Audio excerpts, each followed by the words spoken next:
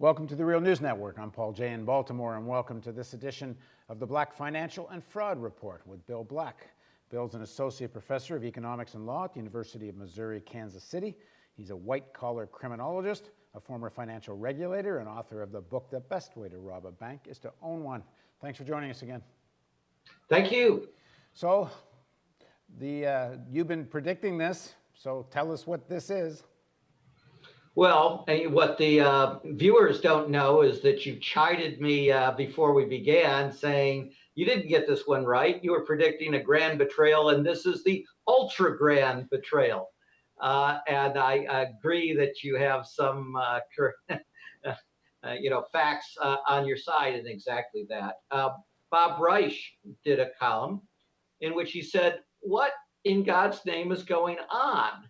I mean, even the Paul Ryan budget doesn't call for these kinds of cuts in Social Security. Why do we have a Democratic president trashing the crown jewel of Democratic policies that has been spectacularly successful in improving the nation, in transforming old age from what it used to mean, which was grinding poverty for enormous numbers of Americans and literal cat food diets and such, and into a situation where people can live lives that are full of greater meaning and value. And it's the most popular program. So do we know what this bargain is? What does he want to do to Social Security? Well, we have to wait because they've delayed again in the actual details, but they've leaked and leaked and leaked.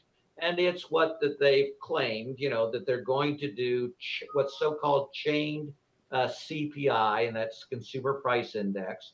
And all of this is going to substantially reduce over time Social Security benefits. And Social Security benefits are already far too small for a number of working class Americans when they retire. So it is a terrible policy. It's also a double, triple whammy for retired people. I mean, interest rates are so low that your savings aren't earning anything. It's likely your house is depreciated. And so, I mean, the senior citizens are getting hit like from all directions. And the biggest whammy, in addition to all of that, is this is yet again Obama. It's now we're up to the fifth act of austerity. Now this is staring in the face of Europe, which has been thrown back into recession, except that most of Europe has been thrown back into Great Depression levels of unemployment. Even places like France have unemployment rates now that are in excess of the best estimates we have for the average rate of unemployment during the Great Depression. And the periphery of Europe is at levels that are probably 3 to 4 times as large as what the wealthier nations of Europe experienced during the Great Depression in terms of unemployment levels. So we know that austerity is the stupidest conceivable policy, most self-destructive. We are not shooting ourselves in the foot. We're shooting ourselves at least in the leg and maybe in the stomach in all of this. And Obama didn't have to do it. Absolutely didn't have to do it. And the leaks are calculated and show that it's exactly what we warned in terms of motive. So the leaks are about how the president is taking a political risk of alienating his base and upsetting progressives. Well, he deliberately wants to upset progressives. Obama runs against the Democratic wing of the Democratic Party. His hostility for it is palpable. And he has long expressed this desire to begin to unravel the safety net.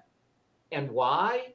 Because of his legacy. And they are open about this in terms of their press flags, that they believe that President Obama's place in history will come because he had, as they claim it, the political courage to go against the interests of his own party, the interests of the American people, and to begin to create Wall Street's greatest dream, the unraveling of the safety net of Social Security and its eventual replacement by private investment accounts that are going to lead to Wall Now, Street. President Obama's defenders will argue that he's going to get a tax increase on the wealthy, and that without this kind of a compromise, you could never get the tax increases.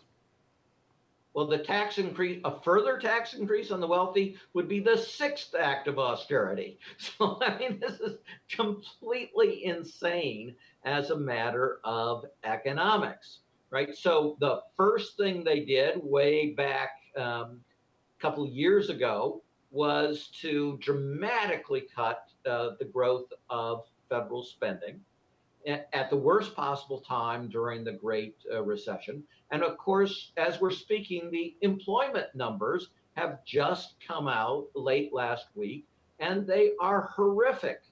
And what we've seen over the entire course of the Great Recession is that essentially all of the reduction in the unemployment rate was produced by people withdrawing from the labor force because they're just so discouraged about working. So this is a catastrophic failure of a recovery. Why? Because they began with us first with a stimulus program that was dramatically too small and poorly oriented through the primarily through bad tax cuts, badly designed tax cuts. And then they've added to that austerity of their overall plan with the deal they made on the so-called fiscal cliff. And then they added to it by reimposing the entire payroll tax deduction. And then they added to it on the tax for the wealthy. And then they added to it in the deal they just did on sequestration. And now they're going to add to austerity as part of this deal. And supposedly this is going to lead to Republican compromises, which, by the way, there's absolutely no promise of that, that would produce a sixth shoe dropping in favor of austerity. Now, Bill, you keep saying that the tax on the wealthy is another measure of austerity, but it depends what you do with the tax revenue. No, it doesn't. Well, if you take the revenue and use it for stimulus, it's not an They're not. austerity There's measure. no plan to do that. I mean, stimulus is not. I have a particular program. Stimulus is the macroeconomic number. How much are we spending? And the answer is he is proposing net significant reductions in social spending and tax increases. Both of those things are acts of austerity. So, no, there is no offset. But I'm saying if he may not be using it that way, but we know the wealthy do not spend even a fraction of their wealth. It doesn't circulate. So if you tax it and then you use it for keeping more teachers or whatever, give more subsidies to cities or states, that's more like that would not be a measure of austerity. It's about what you do. You could, of course, have a completely different program than Obama has. No, I'm hearing you. I'm hearing you that they don't do that. I'm just saying taxing the wealthy isn't inherently an austerity. No, but no one has said that. What we're saying is, in the circumstances we find ourselves today, if what you do net is increase taxes, and remember, the increase in taxes the dramatic increase in taxes was on working class Americans. That's what the payroll tax, that is our most regressive tax in all of America. And Obama didn't even try to save that as a matter of official policy. And that has had very substantial effects already. I mean, there were already estimates by economists that would all by itself take away a 0.5 percentage point of growth. And as I said, it's not alone.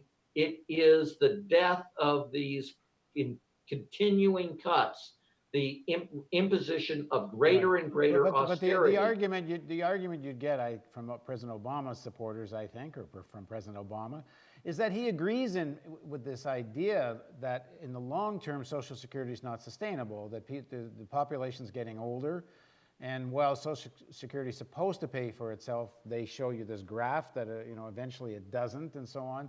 So doesn't there need to be some kind of reform, they would say? No. um,